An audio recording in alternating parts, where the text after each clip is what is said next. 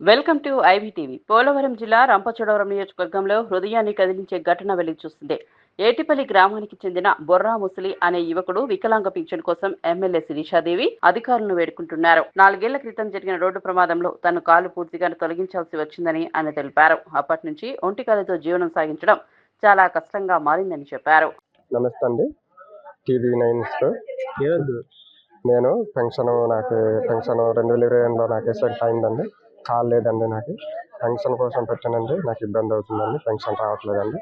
కనీసం నాకు ఏదో ఒక సాయం చేయండి. గవర్నమెంట్, చంద్రబాబు నాయుడు, ప్రధాని మోడీ, నరేంద్ర మోడీ, పవన్ కళ్యాణ్ అందరు చేరి నాకు న్యాయం చేయండి. నాకు ఇతను వస్తే దాని మీద ఆధారపడి బతుకుతానండి. నాకు పెన్షన్లోకి ఇబ్బంది అవుతుందండి. నేను వికలాంగులు, కాలు యాక్సిడెంట్ అయింది, పోయింది.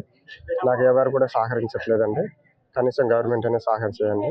నాకు పెన్షన్ వస్తే చాలండి. నాకు ఇబ్బంది అవుతుంది, చాలా బతుకుతానండి. నవ్వినప్పుడు ఇబ్బంది అవుతుందండి. నాకు కనీసం ఒక పని చేసుకున్నప్పుడు ఇబ్బంది అవుతుందండి. నాకు ఏదో ఒక సాయం చేయండి. నాకు పెన్షన్ వచ్చేలా చూడండి సార్.